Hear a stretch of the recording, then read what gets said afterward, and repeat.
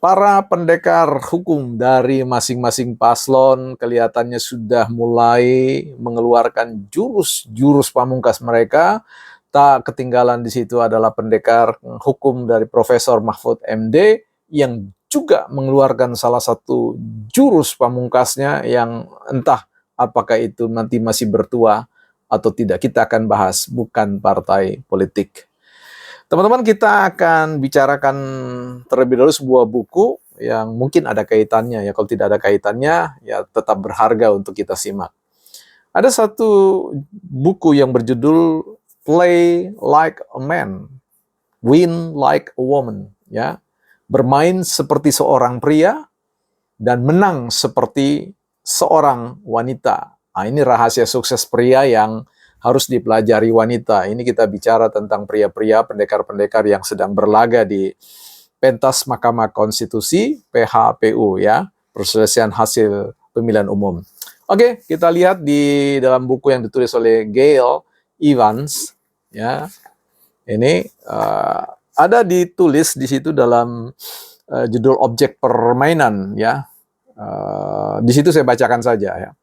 Seperti yang ditanyakan seorang pria muda di kelas bisnis saya, bukankah objek permainan adalah untuk menang?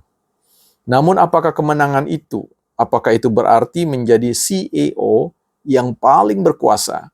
Apakah itu berarti menjadi orang yang memiliki saldo bank paling besar? Atau apakah itu berarti menjadi orang yang paling ditakuti? Bagi saya, objek dari permainan adalah cukup merasa nyaman akan semua yang Anda lakukan. Itu arah yang paling penting dari semuanya, karena dengan itulah Anda akan merasa terpuaskan, dan seperti itulah bentuk kemenangannya. Jadi buku ini mengatakan kemenangan dalam sebuah permainan itu adalah bagaimana merasa nyaman di dalam permainan itu. Ini jadi ingat bagaimana Prof. Mahfud MD mengatakan bahwa ini bukan soal kalah atau menang. Ya, soal apa kalau begitu? Soal penyelamatan bangsa, penyelamatan negara, penyelamatan hukum ya. Hukum kita baik-baik saja kok ya. Indonesia baik-baik saja, apa yang mau diselamatkan. Tapi oke lah, mungkin beliau melihat satu sisi yang mungkin ya kita dengarkan saja, siapa tahu juga benar dan itu juga bagus untuk kita ya. Tapi secara prinsip saya kira apa yang disampaikan oleh ya silakan aja ya teman-teman cari bukunya. Apa yang dikatakan oleh Prof. Mahfud MD terkait dengan pidato pada bagian petitum yang dibacakan baru beberapa waktu yang lalu, ini terkesan memang kelihatannya Prof. Mahfud MD menggurui ya, mengkuliahi para hakim MK dengan berbagai macam dalil-dalil atau teori-teori ya, ini ya saya tekankan teori-teori ya.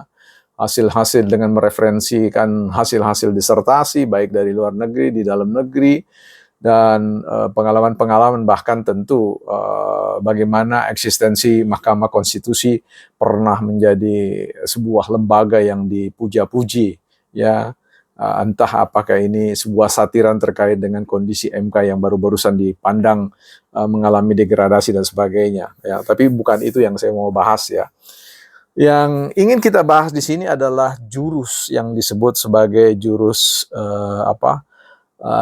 landmark decision ya.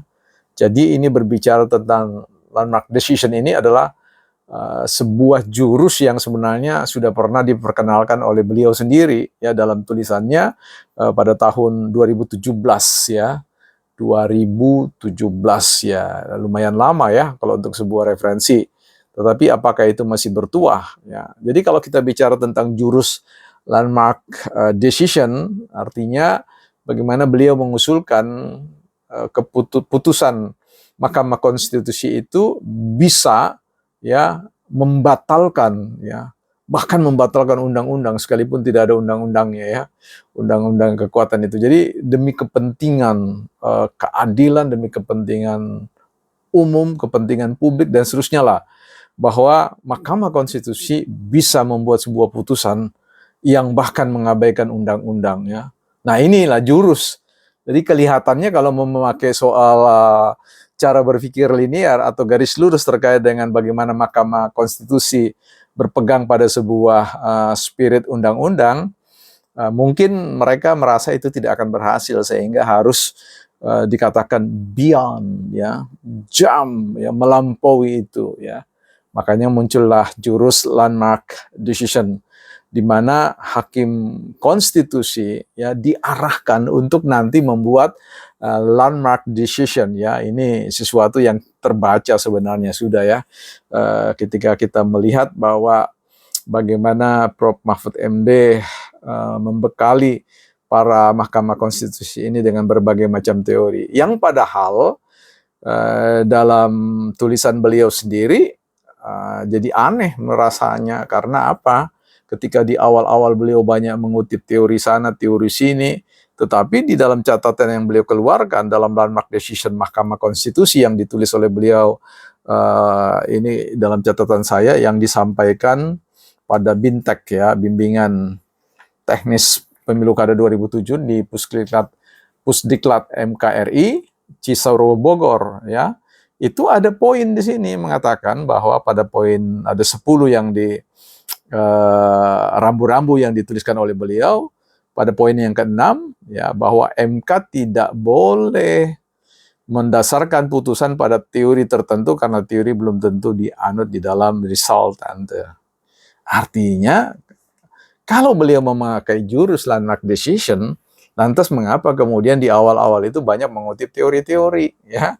Itu kan sama saja kontraproduktif, ya, katakanlah tidak komit pada sebuah pemikiran tentang spirit atau rambu-rambu dari landmark decision itu sendiri, ya. Nah, overall, ya, secara keseluruhan kita melihat bahwa ini ada upaya untuk juga melanggar konstitusi, ya, dengan menghadirkan suatu pendekatan yang bisa diterima, ya, diterima untuk satu kepentingan yang lebih besar dari itu, yaitu kepentingan publik, ya. Sebenarnya kalau kita pakai pinjam landmark decision ini juga kita pakaikan pada kasusnya Mahkamah persoalan Gibran, ya, lolosnya Gibran itu kan, ya, rada-radanya bisa dipakai juga itu untuk mengatakan, ya, sebenarnya keputusan yang lalu itu bisa disebut sebagai landmark decision, ya. Tapi ya kan Prof. Mahfud MD yang ahlinya, jadi kita coba mengeja lah sedikit-sedikit, ya, nggak usah terlalu banyak, ya, pelan-pelan kita lihat sebenarnya iramanya mau kemana, ya. Tapi saya meyakini bahwa beliau dan timnya sedang mengarahkan kepada bagaimana hakim MK akan membuat keputusan yang disebut dengan landmark decision, bukan partai politik.